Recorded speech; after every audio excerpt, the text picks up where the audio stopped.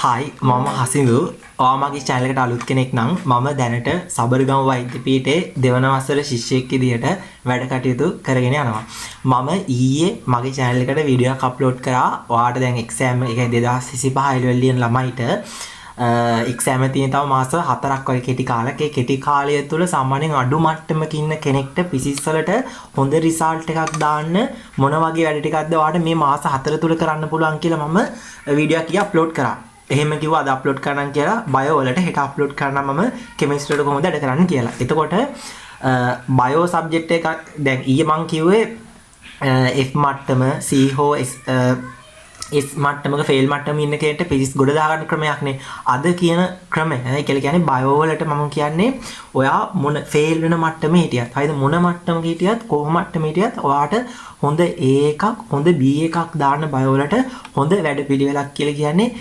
හැබැයි මේ හරිද මේ වැඩපිළිවෙල මාස 4ක් නේ. ඒතකොට මේ මාස 4ට මෙන්න මේ මම කියන වැඩ ටික හොඳට කරන්නවා කැපවීමෙන්. ඒ කියන්නේ තමන්ට අවංක වෙලා මේ වැඩ ටික කරගෙන ගියොත් ඔයාට බයෝ වලට ඇත්තට ඔයා හිතනට හොඳ A එකක් B එකක් අනිවාර්යෙන්ම ඔයාට දාන්න හැකියාව ලැබෙනවා. හැබැයි තමන්ට අවංක වෙලා මේ කියන වැඩ ටික එක්සෑම් එක ලියලා ඉවර වෙනකන් හොඳට කරගෙන යන්න.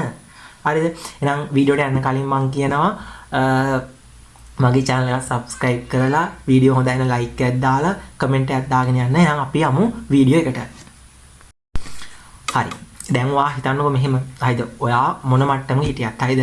ඔයා හැම ඉස්සෙ කියලා වගේ තමන් හැම ඉස්සෙම A level තුල තමන් ඉන්න මට්ටම අප්ඩේට් කරගෙන යන්න. අද වෙනකොට තමන් මොන මට්ට හෙට තව මාසින් මොන level එකකට කියන්නේ C එකද B එකද කියලා එහෙම තමන් ගැන අවබෝධයක් තියෙනවා. හරිද? එහෙම අවබෝධයක් ඔය ඉස්සෙල්ලා ගන්න. හරිද? පේපර් එකේ මොකක් හරි එහෙම ගන්න. හරිද? එහෙම ගත්තට පස්සේ ඔයා ඉන්නේ මොන level එකක හිටියත්. හරිද? මේ මාස 4 ඔයා මේ විදිහට බයෝ වලට වැඩ කරොත් ඔයාට හොඳ රිසල්ට් එකක් දාන්න පුළුවන්. ඔයා හිතුවට වඩා. ඔයා ඉස්සෙල්ලා මෙහෙම ගන්න. හරිද? බයෝ පේපරේ හරිද ජීව විද්‍යා පේපරේ වැඩිපුර කොටසක්. ඒ කියන්නේ MCQ ස්ට්‍රක්චර් එසේ ගත්තට පස්සේ ඔයාට ලකුණු වැඩිපුර කොටසක් කඩා ගන්න පුළුවන් මුල් පාඩම් පහෙන්. ඒ කියන්නේ පේපර් එකේ අන්තර්ගතය ගත්තොත් සාමාන්‍යයෙන් C එකකට B එකකට යන්න. හරිද? B එකට කිට්ටු කරපු C එකට යන්න ඕගලන්ට පුළුවන්. ඒ කියන්නේ හොඳ B එකකට ඒ කියන්නේ B එකට කිට්ටු කර හොඳ C එකට යන්න පුළුවන්. ඔයාට මුල් පාඩම් පහ හොඳටම පුළුවන්. ඒ කියන්නේ එකේ ඉඳලා පස්වෙනි පාඩමට එනකන් ඔයාට හොඳටම පුළුවන් නම් B එකට කිට්ටු C එකට යන්න ඔයාට හොඳ chance එකක් තියෙන. කියන්නේ පේපරෙන් වැඩි ලකුණු ප්‍රමාණයක් එන්නේ ඔය මුල් පාඩම් පහෙන්. හරිද?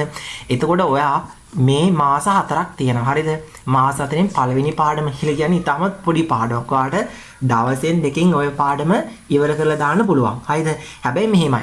මේ මම කියන විදිහේ වැඩ වැඩ ගන්න පටන් අරන් ඕක මේ මැදදී නවත්තන්න එපා. හේතුව එක්සෑම් එක මේ අමාරු වෙයි. හරිද?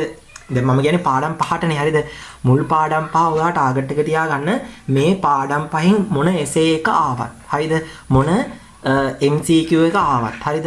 මොන ස්ට්‍රක්චර් එක ආවත් ඔයාට මේ මාස 4 ඉවර වෙනකොට ඔයාට ඒ පාඩම් පහෙන් එන ඕනම ප්‍රශ්නයකට හොඳට ෆේස් ගන්න පුළුවන් විදියට ඒ පාඩම් පහ මේ මාස 4 හා කවර් කර ගන්න ඕනේ. හරිද?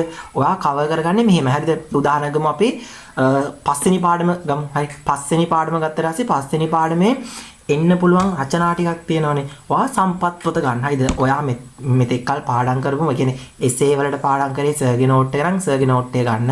සම්පත් පොත නම් පාඩම් කරේ සම්පත් පොත ගන්න. හරිද? එහෙම සම්පත් පොත අරගෙන ඔයා ඒකේ තියෙන රචනා ටික තියෙන්නේ. ඒ පස්වෙනි පාඩමේ තියෙන රචනා ටික සම්පූර්ණයෙන් එක්සෑම් එකට යන්න කලින් සම්පූර්ණයෙන් කටපාඩම් කරලා ඔයා එක්සෑම් යන කලින් ඒක ඉවර කරගන්න එක. ඒක වෙන කාටවත් කරන්න බෑ. හරිද? ඒක ඔයාට තමයි කරන්න පුළුවන්. උදාහරණයක් ගන්නකො හෘදේ ව්‍යුහය. හරිද? ඔයා අද පටන් ගත්තා නම් හෘදේ පාඩම් කරන්න. ඒ හෘදේ ව්‍යුහයට දවස් 5 දාන්න එපා. හරිද? සම්පත් පොතේ තියෙන හෘදේ ව්‍යුහය කියලා කොටසක්. ඒ කොටස අදාළ සම්පූර්ණ ටික වචනයක් නැහැර වෙන කොලයක ඒක බලන්න නැතුව ලියන්න පුළුවන් විදිහට සම්පූර්ණ කටපාඩම් කරලා වෙන කොලයක ලියන්න පුළුවන් විදිහට ඔයා ඒක හදාගන්න. අන්න ඒ වගේ එකේ ඉඳලා පස්වෙනි පාඩමට රචනා එන්න පුළුවන්.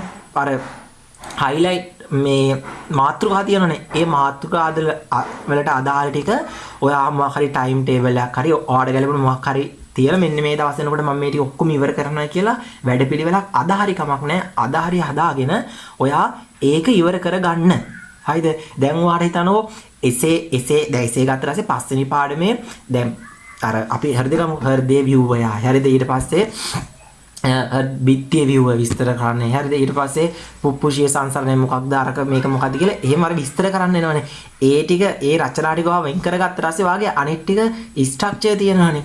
දැන් මම අර කලින් එක වීඩියෝ මම කියලා තිබ්බේ ස්ට්‍රක්චර් වලට වෙනම පොතක් අරගෙන යන්න කියලා. දැන් ඔයාලට ඒකට ටයිම් නේ තියෙන්න පුළුවන්. දැන් ඔයා එසේ පාඩම් කරනකොට ඔයාට එසේ ටික කටපාඩම් නිසා එසේ ටිකෙන් ස්ට්‍රක්චර් එකක් ආවොත් ඒ එසේ ඔයා කවර් කරපු එසේ ටිකෙන් හරිද ඇතුළත ස්ට්‍රක්චර් එකක් ආවොත් හරිද ඒ ටිකෙන් MCQ එකක් ආවොත් ඔයාට ඒක කරගන්න පුළුවන්. ඒක අවුලක් නැහැ. හරි. දැන් ඔයා හිතන ඔය පාඩම් පහ ඔය ටික කරගත්තත් ඔයාට හොඳ 100කට එවාට එන්න පුළුවන්. මාව විශ්වාස කරනවා ඔයාට හොඳ 100කට එන්න පුළුවන්. හරිද?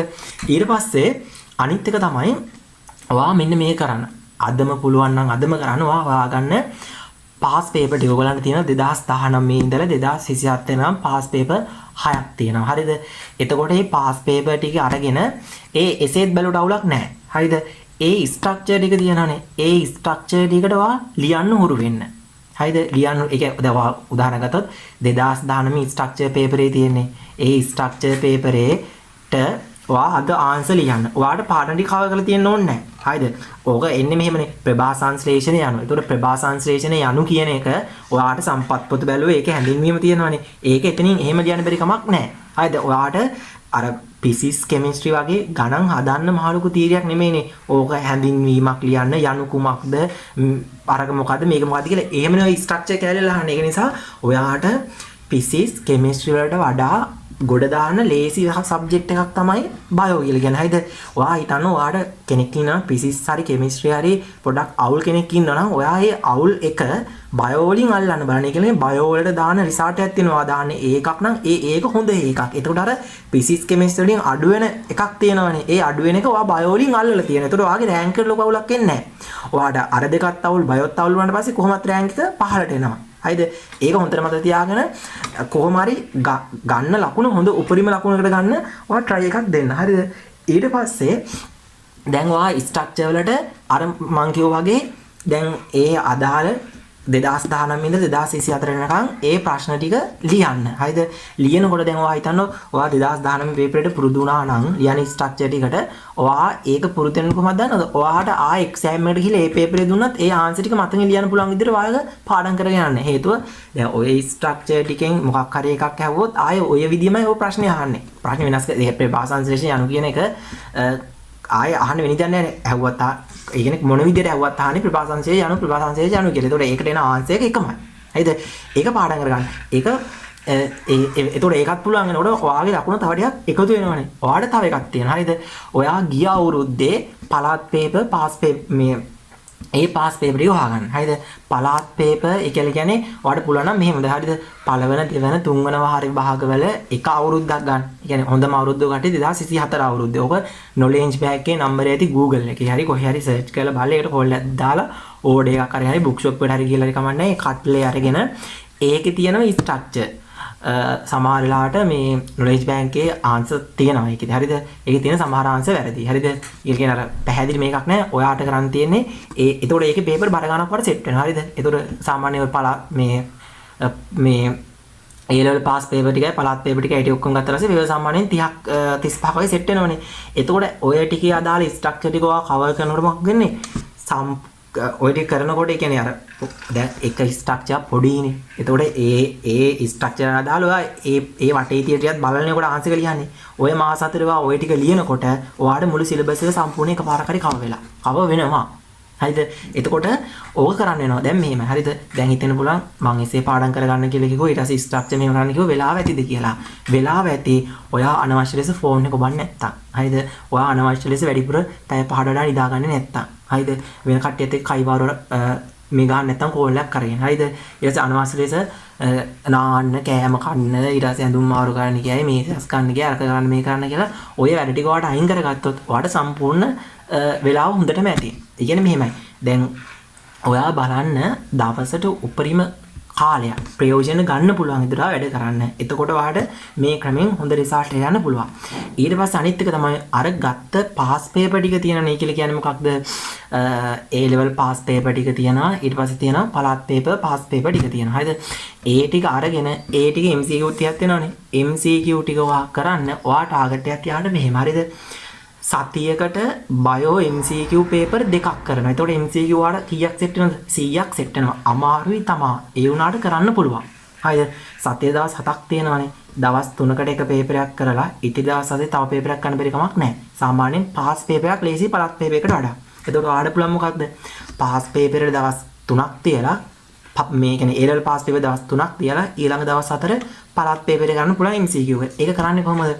මුළු පේපරේම ඒක එකපාර ගන්න පුළුවන් දැනුමක් ඔයාලට තියෙනවා. කියන්නේ සම්පූර්ණ බයෝ සිලබස් එකෙන් සැලකිය යුතු ප්‍රමාණයක් ඔයා ඉවර කරගෙන තියෙනවා නම් හරිද? ඉවර කරගෙන තියෙනවා නම් ඔයා සම්පූර්ණ පේපරේ පැය දෙකක් හෝ එකමාරක් තියලා ඒක ආන්සර් ගහලා හරි වැරදි බලලා ඒක ඔයා බලන්නේ කවුලක් නැහැ. එහෙම නැත්නම් ඔයාට පුළුවන් මෙහෙම. ඔයාට සම්පූර්ණ සිලබස් එකේ භාගයක් හෝ ඊටත් වඩා අඩු දැනුමක් නම් තියෙන්නේ. ඔයාට පුළුවන් මෙහෙම කරන්න.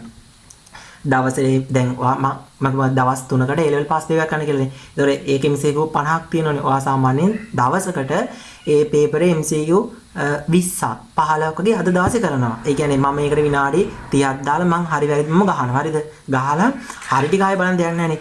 වැරදි ටිකේ තීරි ටික උඩින් බලනවා. උඩින් බලන එක කියන්නේ දැන් එතන එක MCQ දැන් උදාහරණයක් ගන්න මෙහෙම. හරිද? අපි හිතමු මොකක් හරි විටමින් එකක් ගැන අහලා තියෙනවා. හරිද? විටමින් එකක් ගැන අහලා තියෙනවා නම් හරි මොකක් හරි ලෙඩක් දීලා ඒ ලෙඩට අදාළ විටමින් එකක් ගැන අහලා තියෙන මෙන්න මේ අර බෙරි රෝගේ හැදෙන්නේ මොකක් වුණු මේ මොන විටමින් එක වුණාද කියලා අහලා තිබ්බොත් එතකොට එතන විටමින් ගැනනේ අර විටමින් වල පොඩි වගුවක් නේ තියෙන සම්පත්තියේ. අන්නේ වගුව බලන්න. හරි ඒක කටපාඩම් කරන්න එපා. ඔයාගේ මතකේ තියාගන්න. හරිද? MCQ වල ඔය කවදාකවත් ඔය වගුව ලියන්න එන්නේ නෑ. එසේකට ස්ට්‍රක්චර් එකකට. හරිද? ඒතර අහන්නේ මේ ලෙඩේ මේ විටමින් එකේ උණතාවය. මේ විටමින් එක උණුනොත් මේ විටමින් එකේ උණුනොත් ඒ කියන ලෙඩේ ඒ වගේ වෙනානේ. එතකොට ඔයාට MCQ එකකට ගහ ගන්න තරම් පොඩි මතකයක් තිබ්බම ඒව කටපාඩම් කරන්න ඕනේ එසේ ස්ට්‍රක්චර් වගේ. හරිද? ඔයා එහෙම මං කියනකොට ඔය පේපර් 30 35 කරන්න A level exam එක එනකම් කරන්න. හරිද?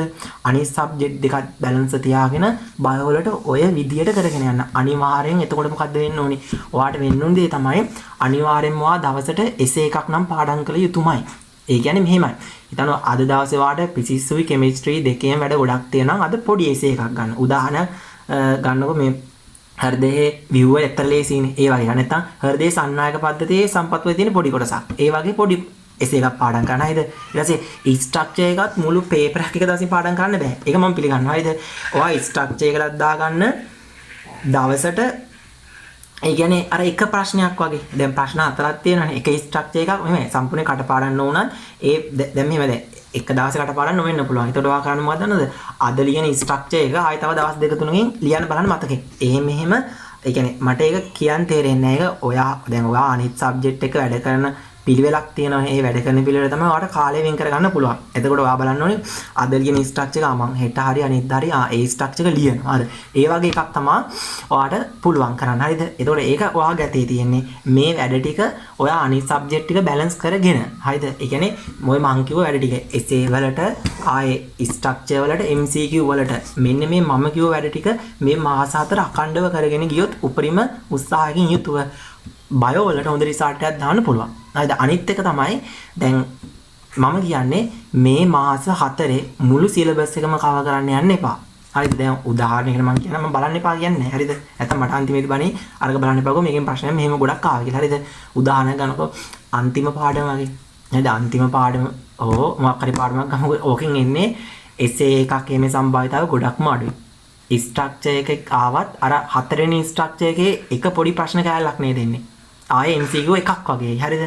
එතකොට ඔයා අන්තිමේම තියෙන පාඩම් වලට වඩා මුල පාඩම් ටික ගොඩ දාගත්තොත් තමයි ලකුණු වැඩි ප්‍රමාණයක්. ඒ ලකුණු ගොඩ ප්‍රමාණයක් තමයි එකපාර අල්ල ගන්නවා. අර තව වෙලාව දෙද්දොත් ඔයාට අන්තිම පාඩමත් කවර් කරගන්න පුළුවන්. හරිද? අන්තිම පාඩම් ටික කොහොමත් අර ඔයාට MCQ කරනකොට අර MC ඔය පළාත් පේපර් වල එහෙම MCQ හදන්නේ වැදගත්ම පොයින්ට් වලින්.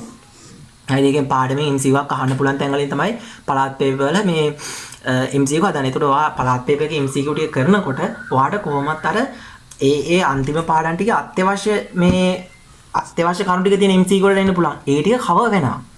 මං කිව්ව ටිකෙන් එකක් විතරක් කරලා ඉන්න එපා. essay වලට ඒක විතරක් කරලා ඉන්නත් එපා. structure විතරක් කරලා ඉන්නත් එපා. MCQ විතරක් කරලා ඉන්න එපා. තුනම කරන්න. තුනම කරොත් ඔයාට හොඳ මං කියනවාට හරියද? එක මාසයක්. හරිද? දැන් මේ මාසේ තියෙනවානේ. ජුලි මාසේ ඉවර වෙනකම් හරිද? මේ කිව්ව වැඩ ටික කරන්න. ඔයා දැන් ඉන්නේ C එකක මට්ටමක නම් අඩුම B එකකට කිට්ටු C එකකට හරි මේ එක මාසින් වට එන්න පුළුවන්. හරිද? හොඳ රිසල්ට් එකකට එන්න පුළුවන් මේ විදිහට වැඩ කරොත්. හේතුව බය වල වාට අර අමුතුවෙන් පාඩම් කරන්න තව කෙනකින් අහගන්න දෙයක්වත් නැති තරම්. හේතුව අර සම්පත් පොතේ ඔක්කොම ටික තියෙනවා. පැහැදිලිව තියෙන සම්පත් පොතෙන් පිටින් අහන්නේ නැහැ. හරිද? එතකොට බයෝ වලට හරිද? ওই විදිහ තමයි ඔයාට මේ මාස 4න් මොන මට්ටමක මොන ලෙවල් එකක හිටියත් ඔයාට හොඳ රිසල්ට් එකක් දාන්න මේ මං කිව්ව විදිය ප්‍රමාණවත්. හරිද? ඔයාට වෙන මොනවා හරි සම්බන්ධ ගැටලු තියෙනවා ඔයාට කමෙන්ට් එකක් දාගෙන යන්න. හෙට මං පුළුවන් උපරිමයෙන් කෙමිස්ට්‍රි එකක් දාන්න බලන්නම්. මේ මම කියනවා මේ පුළුවන් නම් මගේ channel එක subscribe කරලා like එකක් comment එකක් දාගෙන යන්න. subject එක සම්බන්ධ මොන හරි ගැටලුවක් තියෙනවා ඔයගලන්ට comment එකක් දාගෙන යන්න පුළුවන්. එහෙනම් හොඳට මේ මාස 4 වැඩ කටයුතු කරලා කාලය නාස්ති කරගන්න නැතුව exam එකට හොඳට වැඩ කරලා exam එකට හොඳට මුහුණ දෙන්න කියලා ඔයගලන්ට සුබ තන.